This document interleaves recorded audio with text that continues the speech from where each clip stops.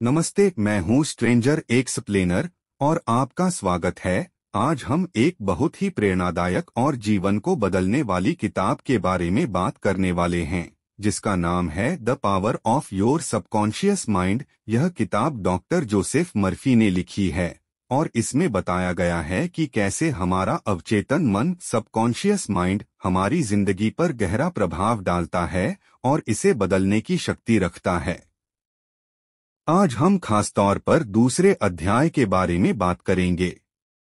अध्याय 2, आपका अवचेतन मन कैसे काम करता है।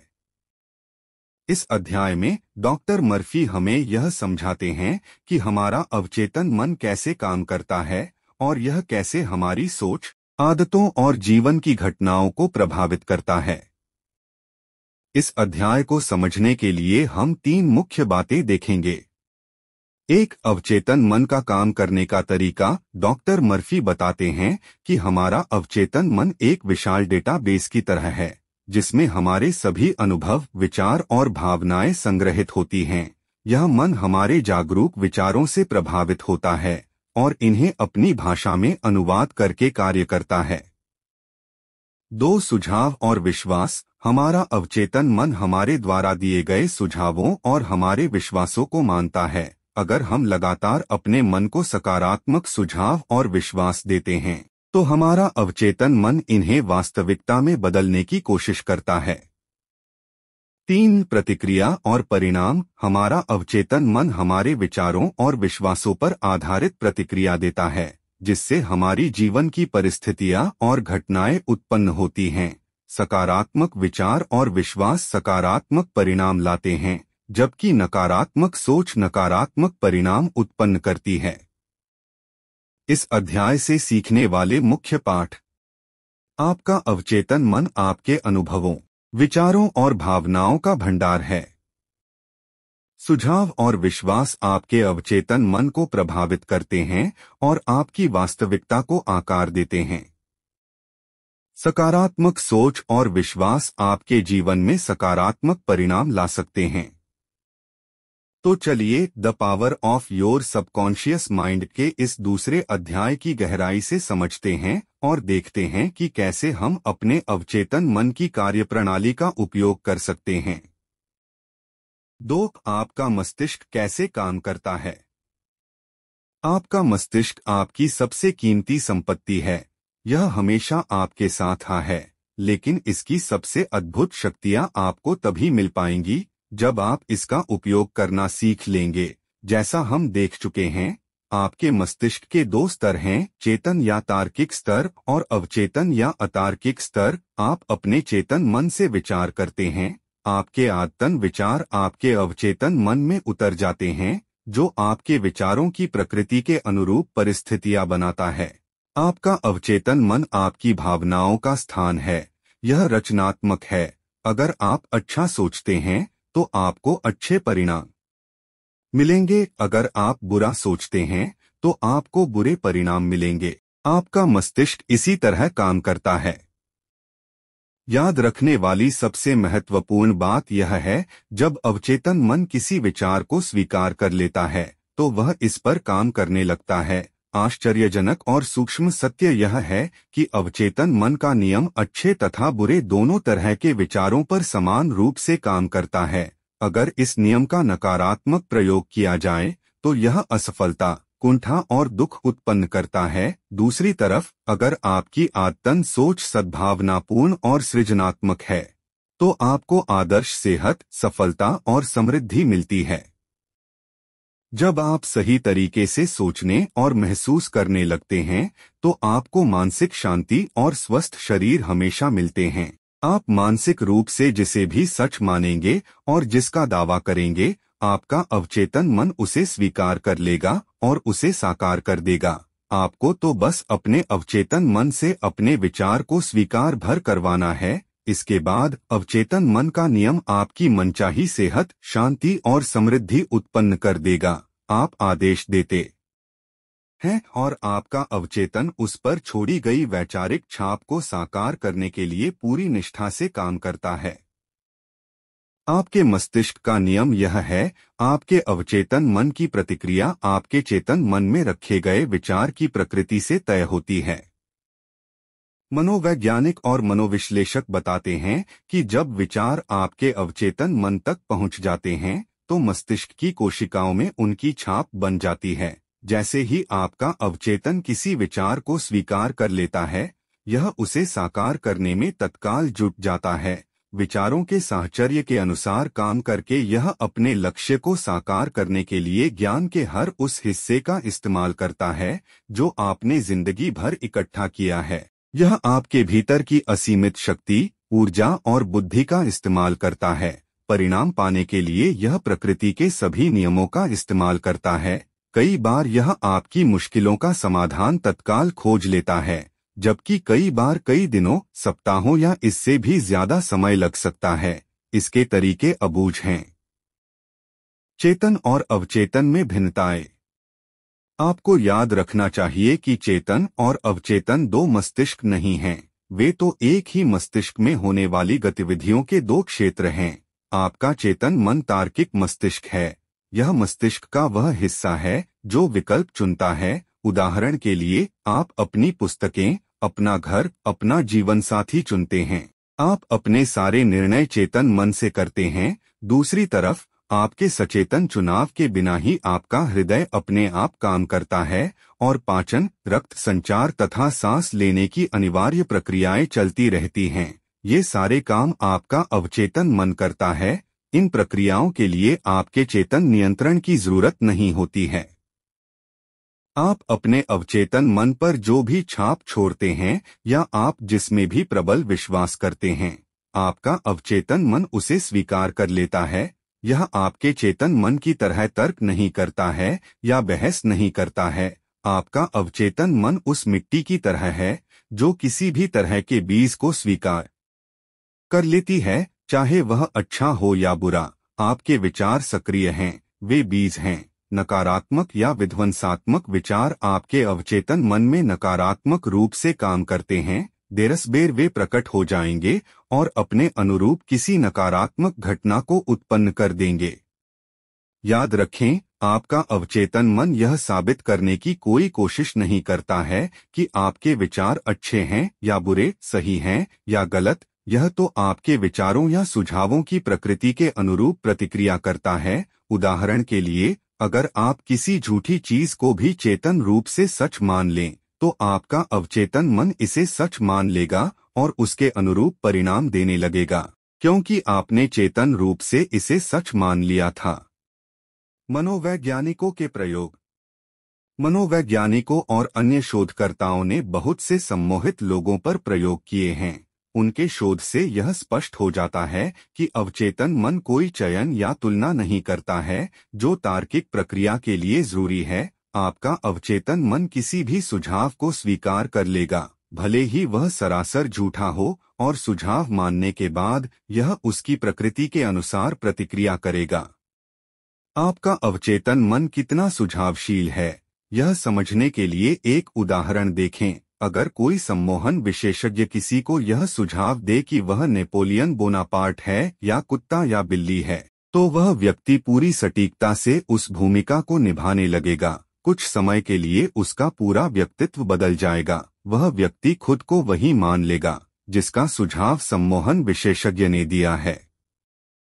निपुण सम्मोहन विशेषज्ञ की अवस्था में अपने किसी विद्यार्थी को यह सुझाव दे सकता है कि वह अपनी पीठ खुजाए। दूसरे को यह सुझाव दे सकता है कि उसकी नाक से खून बह रहा है। तीसरे को यह सुझाव दे सकता है कि वह संगमरमर की मूर्ति है, तथा चौथे को यह सुझाव दे सकता है कि तापमान 0 से कम है और वह बर्फ की तरह जम गया है। हर विद्यार्थी उसे दिए गए विशिष्ट सुझाव के अनुरूप काम करेगा। वह उन सभी परिस्थितियों को नजरअंदाज कर देगा जो उस सम्मोहन के सुझाव के अनुरूप न हो।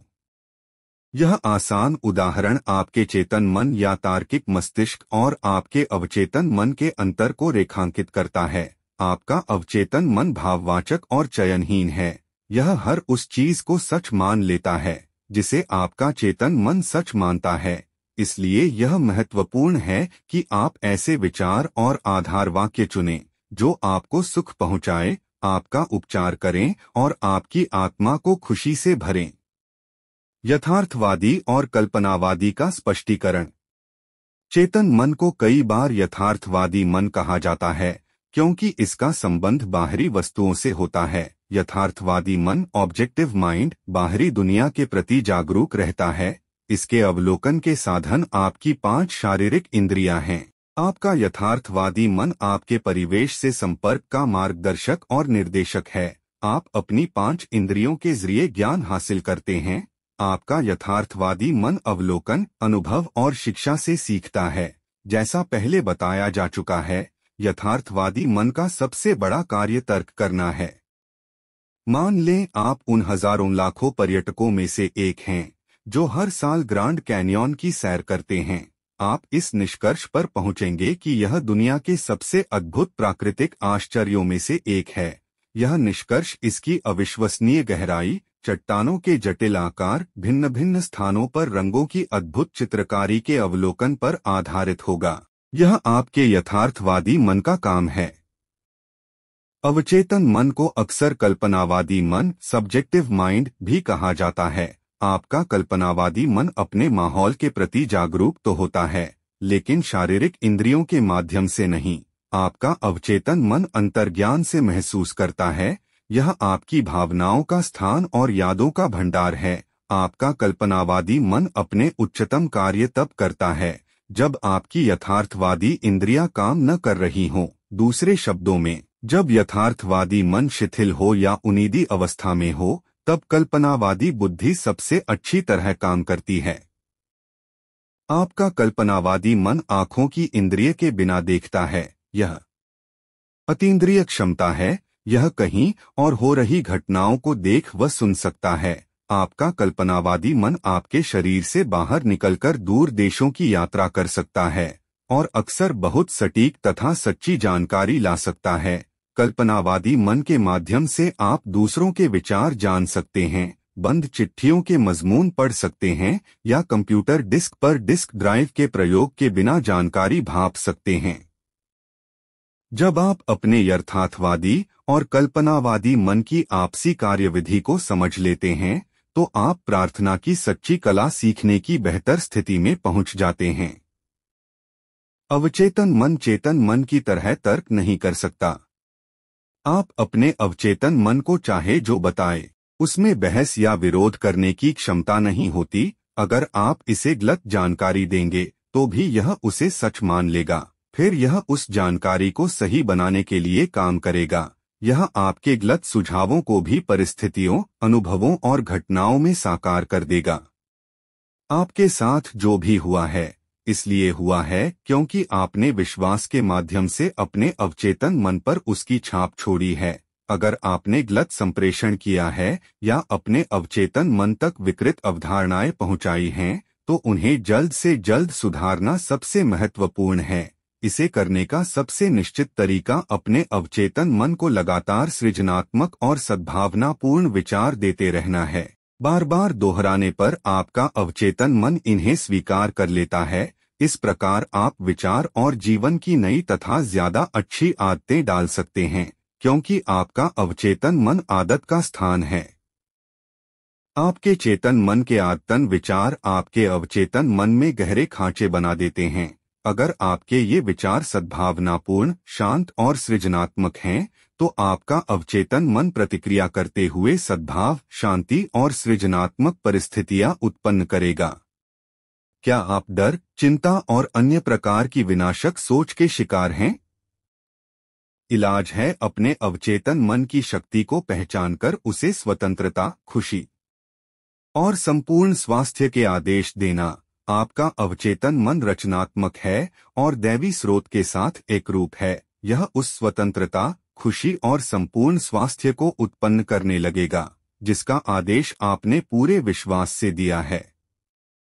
सुझाव की जबरदस्त शक्ति। हमने अब तक जिन बातों पर विचार किया है, उनसे आप देख सकते हैं कि आपका चेतन मन द्वारपाल की तरह है। इसका एक बहुत महत्वपूर्ण कार्य गलत सुझावों से आपके अवचेतन मन की रक्षा करना है। यह इसलिए महत्वपूर्ण है क्योंकि यह मस्तिष्क के एक मूलभूत नियम पर आधारित है। आपका अवचेतन मन सुझाव के प्रति बेहद संवेदनशील है। जैसा आप जानते हैं, आपका अवचेतन मन तुलना या विरोध नहीं कर सकता है। यह तर्क वितर्क नहीं कर सकता है और खुद कुछ नहीं सोच सकता है। ये सभी काम चेतन मन के हैं। अवचेतन मन तो बस चेतन मन द्वारा इस पर छोड़ी गई छापों पर प्रतिक्रिया करता है। यह कार्य की अलग अलग दिशाओं में से किसी एक को नहीं चुन सकता है। इसे तो जो दिया जाता है, यह उसे ले लेता है।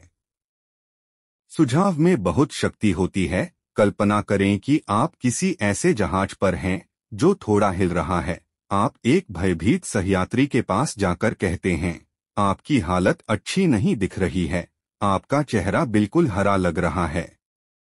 मुझे लगता है कि आपको समुद्री यात्रा में होने वाली मतली हो सकती है। क्या मैं आपको केबिन तक पहुंचा दूं? यात्री का चेहरा पीला पड़ जाता है। आपने मतली के बारे में जो सुझाव अभी अभी दिया है, वह उसके खुद के डर और आशंका से मेल खाता है। वह आपकी मदद लेकर डेक से नीचे अपने केबिन में पहुंच जाती है। वहां पहुंचने पर आपका नकारात्मक सुझाव, जिसे उसने सही मान लिया था, सच हो जाता है। उसी सुझाव पर भिन्न प्रतिक्रिया।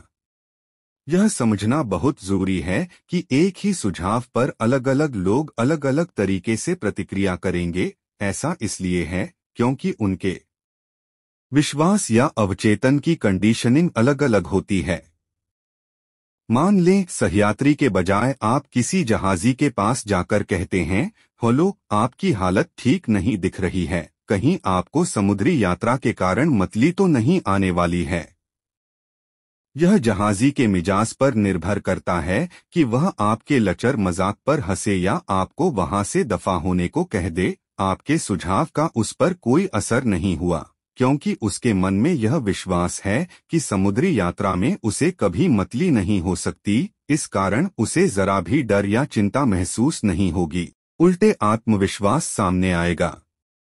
डिक्शनरी आपको बता देगी कि सुझाव, सजेशन, किसी चीज को किसी के मस्तिष्क में डालने का काम है। यह वह मानसिक प्रक्रिया है जिससे सुझाया गया विचार स्वीकार किया जाता है या कार्य रूप में परिणत होता है। याद रहे, कोई भी सुझाव चेतन मन की इच्छा के बिना अवचेतन मन पर छाप नहीं छोड़ सकता।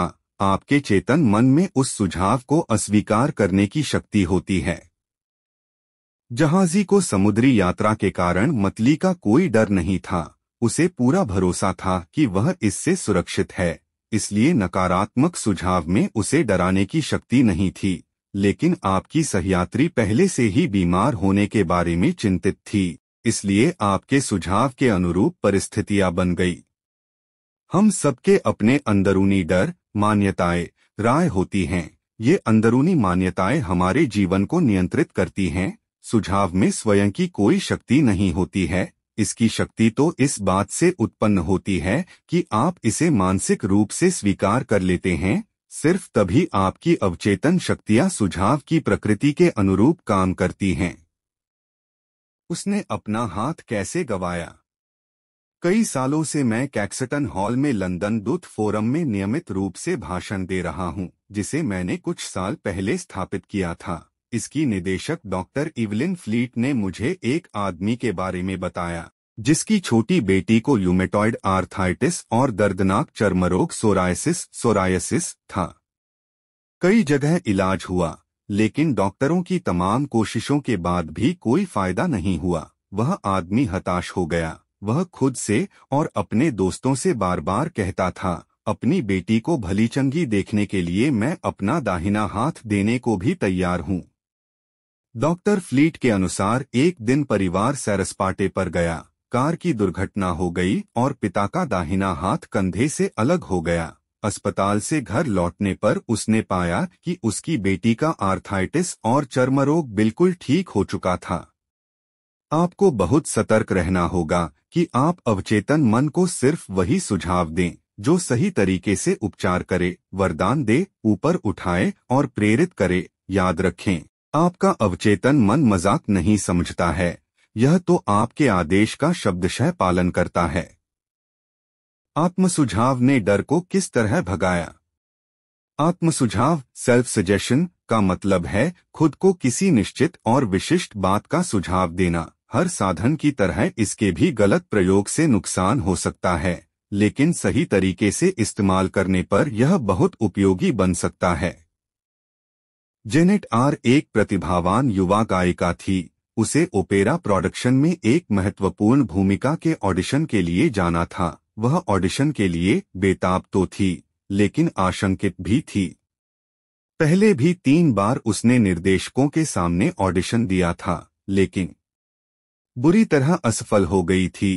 कारण असफल होने का डर था। उसकी आवाज अच्छी थी, लेकिन वह खुद से कहती रहती थी, जब गाने का वक्त आएगा तो मैं बुरा गाऊंगी, मुझे वह भूमिका कभी नहीं मिलेगी, वे मुझे पसंद नहीं करेंगे, वे सोचेंगे कि मैंने कोशिश करने की हिम्मत भी कैसे की। मैं ऑडिशन देने तो जाऊंगी, लेकिन मैं जानती हूं कि मैं असफल हो जाऊंगी। उसके अवचेतन मन ने इन नकारात्मक आत्म सुझावों को आग्रह मान लिया। यह उन्हें सच साबित करने में जुट गया और उन्हें परिस्थितियों में बदल दिया। कारण अनचाहा आत्म सुझाव था, उसका डर हकीकत में बदल गया और उसके विचार सच हो गए।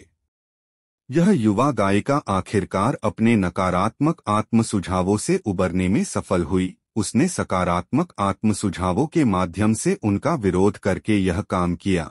हर दिन 3 बार वह एक शांत कमरे में अकेली जाती थी। वह एक कुर्सी पर आराम से बैठ जाती थी, अपने शरीर को ढीला छोड़ देती थी और आंखें बंद कर लेती थी। वह अपने मस्तिष्क और शरीर को यथासंभव स्थिर कर लेती थी।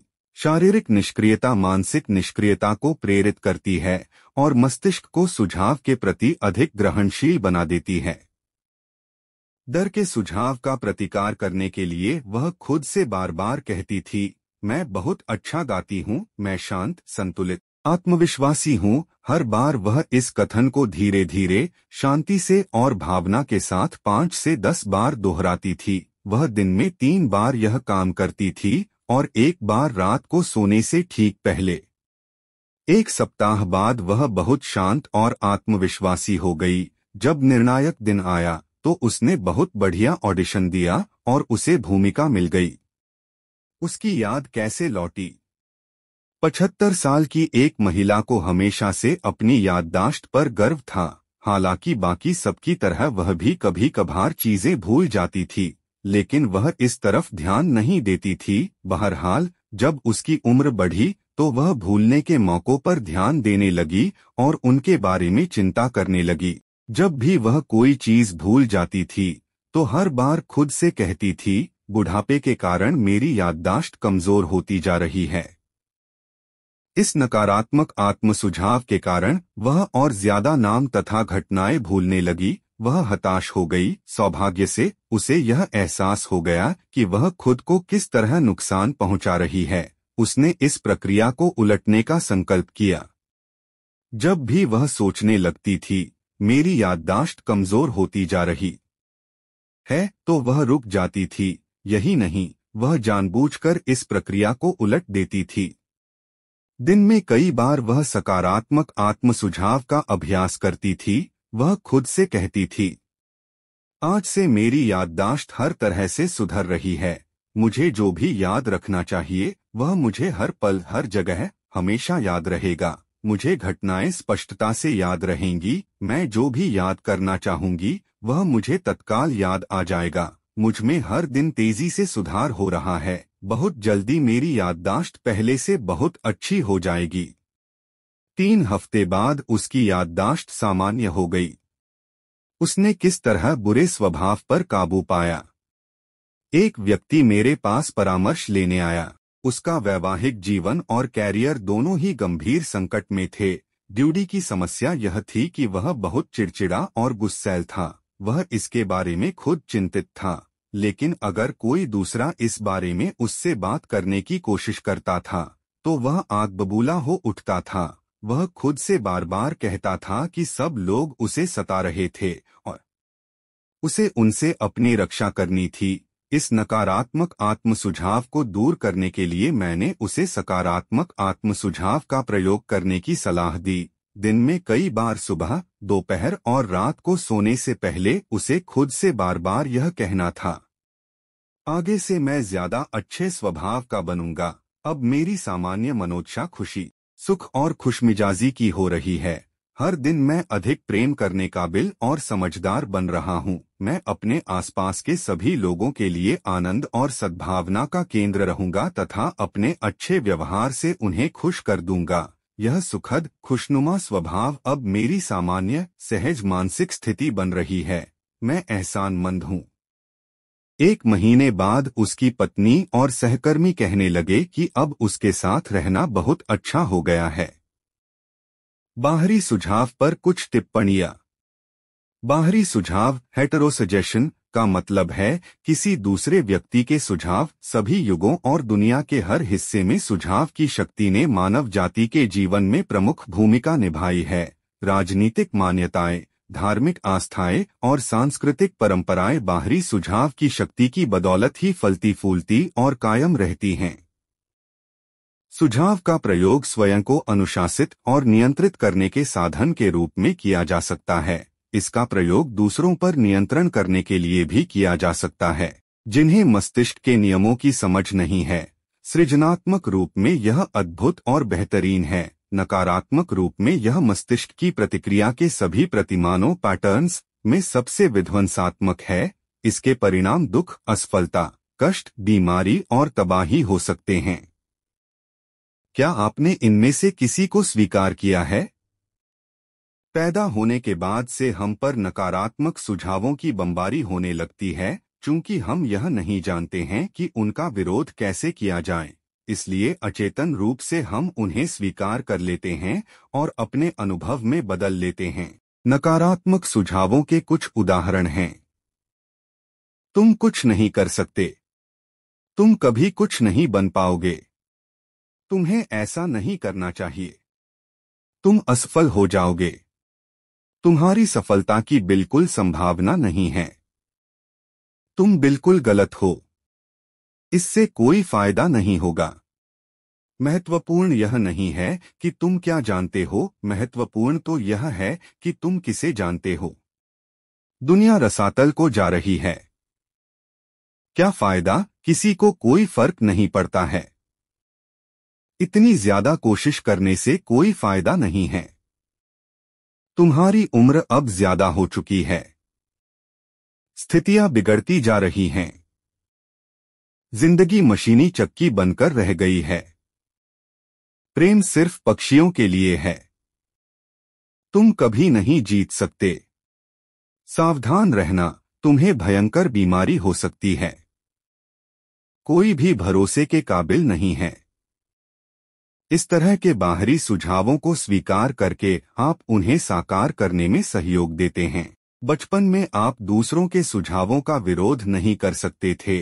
आपको इस बारे में ज्यादा पता नहीं था। आपके लिए आपका मस्तिष्क और इसके चेतन तथा अवचेतन हिस्से ऐसे रहस्य थे जिनके बारे में आप सोच भी नहीं सकते थे। बहरहाल, वयस्क होने के बाद आप चयन कर सकते हैं। आप सकारात्मक आत्म सुझाव का प्रयोग करके अपनी कंडीशनिंग दोबारा कर सकते हैं और अतीत की छापों को बदल सकते हैं।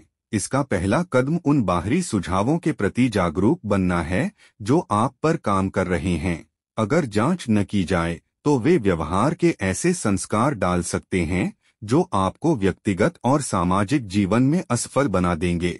सृजनात्मक आत्म सुझाव आपको नकारात्मक कंडीशनिंग से मुक्त कर सकता है। अगर ऐसा नहीं किया गया तो नकारात्मक कंडीशनिंग आपके जीवन को विकृत कर देगी और अच्छी आदतों के विकास को मुश्किल या असंभव बना देगी। आप नकारात्मक सुझावों का विरोध कर सकते हैं। अखबार उठा लें या टीवी पर न्यूज़ देखें। हर दिन आप दर्जनों ऐसी खबरें सुनेंगे जो निरर्थकता, डर, चिंता, तनाव और भावी तबाही के बीज बो सकती हैं। अगर आप उन्हें सच मान लें और अपने भीतर जगह दे दें तो डर के ये विचार आपकी जीने की इच्छा को ही खत्म कर देंगे। बहरहाल, जब आप यह समझ लेते हैं कि आपको इन्हें स्वीकार करने की जरूरत नहीं है तो आपके सामने विकल्प खुल जाते हैं। अपने अवचेतन मन को सृजनात्मक आत्म सुझाव देकर आप में इन सभी विध्वंसात्मक विचारों का विरोध करने की शक्ति है। नियमित रूप से दूसरों के थोपे गए नकारात्मक सुझावों की जांच करते रहें। आपको इन विनाशक आत्म सुझावों की दया पर रहने की जरूरत नहीं है। हम सभी ने अपने बचपन, किशोरावस्था, वयस्क जीवन में इसकी वजह से कष्ट भोगे हैं। अगर आप पीछे मुड़कर देखें तो आसानी से याद कर सकते हैं कि माता-पिता, दोस्तों, रिश्तेदारों, टीचर्स और सहयोगियों ने किस तरह आपको नकारात्मक सुझाव दिए थे। उनकी कही गई बातों का विश्लेषण करें और उनमें छिपे अर्थ की गौर से जांच करें। आप पाएंगे कि उनमें से ज्यादातर बातें झूठी थीं। उनका छिपा हुआ उद्देश्य आप में डर पैदा करके आपको नियंत्रित करना था और है। बाहरी सुझाव की यह प्रक्रिया हर घर, ऑफिस, फैक्ट्री और क्लब में चलती है। धीरे धीरे आपको पता चल जाएगा कि जाने अनजाने में लोगों के सुझावों का उद्देश्य यह होता है कि आप वैसा ही सोचें, महसूस करें और काम करें जैसा चाहते हैं, ताकि उन्हें फायदा पहुंचे, भले ही आपको नुकसान हो जाए।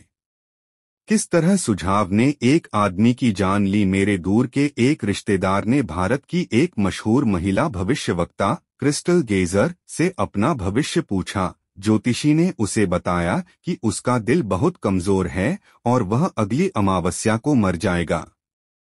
मेरा रिश्तेदार स्तब्ध रह गया। उसने अपने परिवार के हर व्यक्ति को भविष्यवाणी बताई। उसने अपने वकील से मिलकर वसीयत ठीक करवा ली। जब मैंने उसे उसके विश्वास से डिगाने की कोशिश की तो उसने मुझे बताया कि उस भविष्यवक्ता में अद्भुत पारलौकिक शक्तियां हैं। वह भविष्यवक्ता लोगों का बहुत भला या बुरा कर सकती है। उसे भविष्यवाणी की सच्चाई पर पूरा भरोसा था। जब अमावस्या करीब आने लगी तो वह खोया खोया रहने लगा। 1 महीने पहले यह आदमी खुश, स्वस्थ, उत्साही और जोशीला था। अब वह बीमार दिखने लगा। अमावस्या के दिन उसे बहुत बुरा हार्ट अटैक आया। वह मर गया। हालांकि उसे यह पता ही नहीं था कि अपनी मौत का कारण वह खुद था।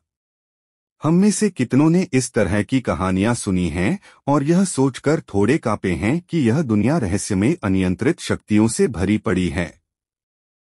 हाँ, दुनिया शक्तियों से भरी पड़ी है, लेकिन वे न तो रहस्यमय हैं, न ही अनियंत्रित। मेरे रिश्तेदार ने खुद अपनी जान ले ली क्योंकि उसने एक सशक्त सुझाव को अपने अवचेतन मन में दाखिल होने दिया। उसे भविष्यवक्ता की शक्तियों पर भरोसा था, इसलिए उसने उसकी भविष्यवाणी को पूरा स्वीकार कर लिया। आइए अवचेतन मन की कार्यविधि की जानकारी के आधार पर इस घटना को देखें। व्यक्ति का चेतन या तार्किक मस्तिष्क जिस बात पर यकीन करता है, अवचेतन मन उसे स्वीकार लेता है और उसके अनुरूप कार्य करता है। मेरा रिश्तेदार जब उस भविष्यवक्ता के पास गया तो वह सुझाव ग्रहण करने की मनोदशा में था। भविष्यवक्ता ने उसे एक नकारात्मक सुझाव दिया जिसे उसने सच मान लिया। वह दहशत में आ गया। उसे पूरा विश्वास था कि अगली अमावस्या को वह मरने वाला है। उसने इसके बारे में सबको बता दिया और अपनी मौत की तैयारी करने लगा। मौत के बारे में उसके डर और आशंका को उसके अवचेतन मन ने सही मान लिया तथा उसकी मौत को डोट हकीकत में बदल दिया। जिस महिला ने उसकी मौत की भविष्यवाणी की थी, उसकी शक्ति मैदान के पत्थरों और लकड़ियों से ज्यादा नहीं थी। उसके सुझाव में जान लेने की शक्ति नहीं थी। अगर वह आदमी मन के नियमों को जानता तो वह इस नकारात्मक सुझाव को पूरी तरह से अस्वीकार कर देता और भविष्यवक्ता के शब्दों पर जरा भी ध्यान नहीं देता।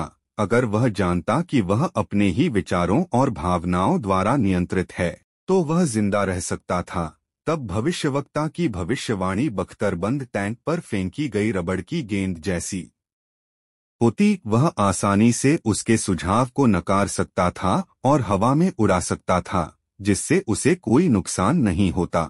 इसके बजाय जागरूकता और समझ की कमी के कारण उसने अपनी मौत को खुद ही बुला लिया।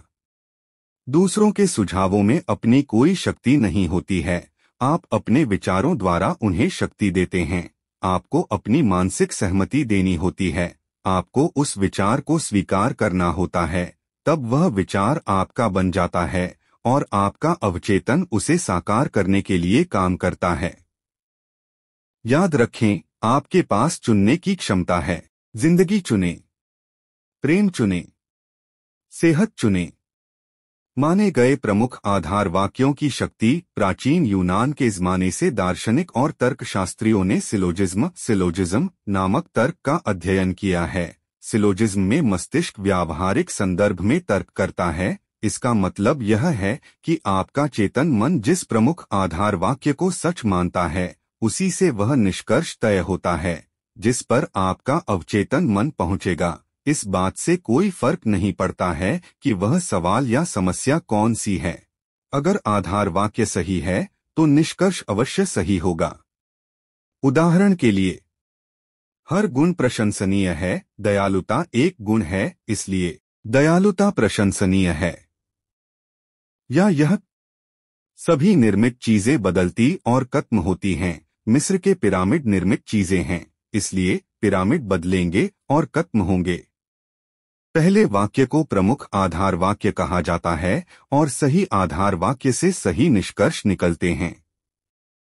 कॉलेज के एक प्रोफेसर ने न्यूयॉर्क सिटी के टाउन हॉल में मस्तिष्क विज्ञान पर मेरे कुछ भाषण सुने। वे बाद में मुझसे मिलने आए। उन्होंने मुझसे कहा, मेरे जीवन में हर चीज गड़बड़ है। मैं अपनी सेहत, दौलत और मित्र गवा चुका हूँ। मैं जिस चीज को छूता हूँ बिगड़ जाती है।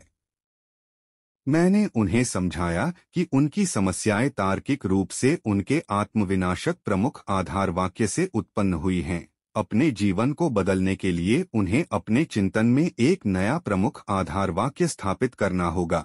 उन्हें इस विश्वास को सही मानना होगा कि उनके अवचेतन मन की असीमित बुद्धिमत्ता उन्हें आध्यात्मिक, मानसिक और भौतिक मार्गदर्शन दे रही है, निर्देशित कर रही है और समृद्ध बना रही है। जब वे ऐसा कर लेंगे तो उनका अवचेतन मन अपने आप उन्हें समझदारी से निर्णय लेने के लिए निर्देशित करेगा, उनके शरीर का उपचार कर देगा और उनकी मानसिक शांति लौटा देगा। प्रोफेसर ने अपने जीवन की मनचाही तस्वीर बनाई। उनका प्रमुख आधार वाक्य यह था, असीमित बुद्धिमत्ता हर तरीके से मुझे मार्गदर्शन दे रही है। मैं पूरी तरह स्वस्थ हूँ और मेरे मस्तिष्क तथा शरीर में सामंजस्य का नियम काम करता है।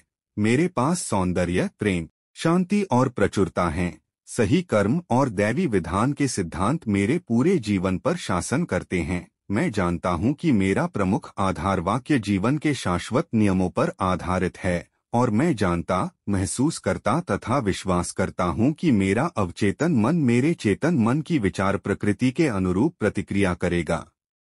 बाद में उन्होंने मुझे अपनी प्रगति की जानकारी देते हुए लिखा, मैंने अपने प्रमुख आधार वाक्य को धीरे धीरे, शांति से और प्रेम से दिन में कई बार दोहराया। मैं जानता था कि वे मेरे अवचेतन मन की गहराई में उतर रहे हैं। मुझे यकीन था कि मुझे मस्तिष्क के नियमों के आधार पर परिणाम मिलेंगे। मैं आपके साथ हुई बातचीत के लिए बहुत कृतज्ञ हूँ और मैं यह भी कहना चाहूँगा कि मेरे जीवन के सभी क्षेत्रों में बहुत सुधार हो रहा है। यह कारगर है। अवचेतन मन बहस नहीं करता है। अवचेतन मन बहुत समझदार है। यह सभी सवालों के जवाब जानता है। बहरहाल इसे पता नहीं होता है कि यह जानता है। यह आपके साथ बहस नहीं करता है या पलटकर जवाब नहीं देता है। यह ऐसा नहीं कहता है, आप मुझ पर इस तरह के सुझावों की छाप न छोड़े।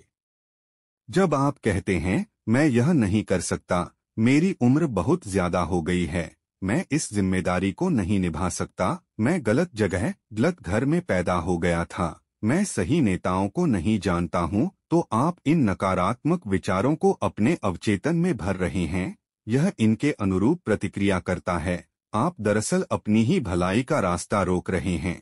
आप अपने जीवन में कमी, सीमा और कुंठा उत्पन्न कर रहे हैं। जब आप अपने चेतन मन में बाधा, अवरोध और विलंब की कल्पना करते हैं, तो आप अपने अवचेतन मन की बुद्धिमत्ता और ज्ञान का लाभ नहीं ले पाते हैं। आपको दरअसल यह विश्वास होता है कि आपका अवचेतन मन आपकी समस्या को नहीं सुलझा सकता। इसका परिणाम होता है मानसिक और भावनात्मक संकुलन, कंजेशन, जिसके बाद बीमारी और न्यूरोटिक प्रवृत्तियां आती हैं। अपनी इच्छाओं को साकार करने और कुंठा से उबरने के लिए दिन में कई बार दृढ़ता से कहें, असीमित बुद्धिमत्ता ने मुझे यह मनोकामना दी है और यही मुझे इसे साकार करने की आदर्श योजना की राह दिखाती है, उस ओर ले जाती है और आवश्यक बातें बताती है। मैं जानता हूं कि मेरे अवचेतन की अधिक गहरी समझ अब प्रतिक्रिया कर रही है, और मैं जो महसूस करता हूं तथा जिस पर मन में दावा करता हूं वह बाहर व्यक्त होती है। संतुलन और समबुद्धि हर ओर है। दूसरी तरफ अगर आप कहते हैं अब कोई रास्ता नहीं बचा है, अब मेरा खेल खत्म हो गया, इस उलझन से बाहर निकलने का कोई तरीका नहीं है, मैं बाधित और अवरुद्ध हूं, तो आपको आपके अवचेतन मन से कोई जवाब या प्रतिक्रिया नहीं मिलेगी। अगर आप चाहते हैं कि आपका अवचेतन आपके लिए काम करे, तो इसका सहयोग पाने के लिए आपको इससे सही आग्रह करना होगा। यह आपके लिए हमेशा काम कर रहा है। यह इस समय भी आपके हृदय की धड़कन और सांस को नियंत्रित कर रहा है। जब आपकी उंगली कट जाती है तो यह उपचार की जटिल प्रक्रिया शुरू कर देता है। इसकी सबसे मूलभूत प्रवृत्ति जीवन की ओर है। यह हमेशा आपकी देखभाल करता है और आपको सुरक्षित रखता है। आपके अवचेतन के पास अपनी खुद की बुद्धि है, लेकिन यह आपके विचारों और छवियों के पैटर्न को स्वीकार कर लेता है। जब आप किसी समस्या का जवाब तलाशते हैं तो आपका अवचेतन प्रतिक्रिया करेगा, लेकिन यह आपसे उम्मीद करेगा कि आप अपने चेतन मन में किसी सच्चे निर्णय या फैसले पर पहुंच जाएं। आपको यह मानना होगा कि आपके अवचेतन मन के पास जवाब है। अगर आप कहते हैं मुझे नहीं मालूम कि कोई रास्ता है भी या नहीं, मैं पूरी तरह दुविधा और उलझन में हूँ, मुझे जवाब क्यों नहीं मिलता, तो आप अपनी प्रार्थना को नकार रहे हैं। समय काटते सैनिक की तरह आप ऊर्जा का प्रयोग तो करते हैं, लेकिन आगे नहीं बढ़ते हैं। अपने मस्तिष्क के पहियों को विराम दें, आराम से बैठ जाए, शिथिल हो जाए, शांति से कहें, मेरा अवचेतन मन जवाब जानता है, यह इस समय भी प्रतिक्रिया कर रहा है। मैं धन्यवाद देता हूँ, क्योंकि मैं जानता हूँ कि मेरे अवचेतन की असीमित बुद्धिमत्ता सारी बातें जानती है और मुझे इस वक्त आदर्श जवाब दे रही है। मेरा सच्चा विश्वास मेरे अवचेतन मन की बुद्धिमत्ता और ज्ञान को मुक्त कर रहा है। मुझे खुशी है कि ऐसा हो रहा है। याद रखने लायक विचार। एक, अच्छा सोचेंगे तो अच्छा होगा, बुरा सोचेंगे तो बुरा होगा। आप वही बनेंगे जो आप दिन भर सोचते हैं। 2, आपका अवचेतन मन आपके साथ बहस नहीं करता है। यह आपके चेतन मन के आदेश को चुपचाप मान लेता है। अगर आप कहते हैं मैं इसका खर्च नहीं उठा सकता, तो आपका अवचेतन इसे सच बनाने के लिए काम करने लगता है। कोई ज्यादा अच्छा विचार चुनें। इसके बजाय इसे यह आदेश दें, मैं इसे खरीदूंगा, मैं इसे अपने मन में स्वीकार करता हूँ। 3, आपके पास चुनने की शक्ति है। स्वास्थ्य और खुशी को चुनें। आप दोस्ताना या गैर दोस्ताना होने का चुनाव कर सकते हैं। सहयोगी, खुश, दोस्ताना, प्रेम करने योग्य बनने का चुनाव करेंगे तो सारा संसार प्रतिक्रिया करेगा। अद्भुत व्यक्तित्व विकसित करने का यह सबसे अच्छा तरीका है। 4, आपका चेतन मन द्वारपाल है। इसका प्रमुख काम झूठी छापों से आपके अवचेतन मन की रक्षा करना है। यह विश्वास करने का चुनाव करें कि कोई अच्छी चीज हो सकती है और अभी हो रही है। चुनाव करने की क्षमता आपकी सबसे बड़ी शक्ति है। खुशी और प्रचुरता का चुनाव करें। 5, दूसरों के सुझावों और बातों में आपको चोट पहुंचाने की जरा भी शक्ति नहीं है। एकमात्र शक्ति आपके अपने विचारों में है। आप दूसरों के विचारों या सुझावों को अस्वीकृत करने का चुनाव कर सकते हैं और अच्छे विचारों को दृढ़ता से कह सकते हैं। आपके पास यह चुनाव करने की शक्ति है कि आप कैसी प्रतिक्रिया करेंगे। 6, अपने शब्दों पर ध्यान दें। आपको हर आलसी शब्द का हिसाब देना होगा। कभी यह न कहें मैं असफल हो जाऊंगा, मेरी नौकरी छूट जाएगी, मैं किराया नहीं चुका सकता। आपका अवचेतन मन मजाक नहीं समझ सकता। यह इन चीजों को हकीकत में बदल देगा। 7, आपका मस्तिष्क बुरा नहीं है। प्रकृति की कोई भी शक्ति बुरी नहीं होती है। यह इस बात पर निर्भर करता है कि आप प्रकृति की शक्तियों का कैसा प्रयोग करते हैं। अपने मस्तिष्क का प्रयोग हर जगह सभी लोगों को वरदान देने, उपचार करने और प्रेरित करने के लिए करें। 8, कभी यह न कहें मैं नहीं कर सकता, इस वाक्य की जगह पर आगे दिया वाक्य रखकर इस डर से उबरें, मैं अपने अवचेतन मन की शक्ति से सारे काम कर सकता हूँ। 9 डर, अज्ञान और अंधविश्वास के बजाय शाश्वत सत्यों और जीवन के सिद्धांतों के दृष्टिकोण से सोचना शुरू करें। दूसरों को अपने लिए सोचने की अनुमति न दें। अपने विचार खुद चुनें और अपने निर्णय खुद लें। 10 आप अपनी आत्मा, अवचेतन मन के कप्तान हैं और अपनी तकदीर के मालिक हैं। याद रखें, आपके पास चुनने की क्षमता है। जिंदगी चुनें, प्रेम चुनें, सेहत चुनें, खुशी चुनें। 11 आपका चेतन मन जिसे भी सच मानता है, आपका अवचेतन मन उसे स्वीकार कर लेगा और हकीकत बना देगा।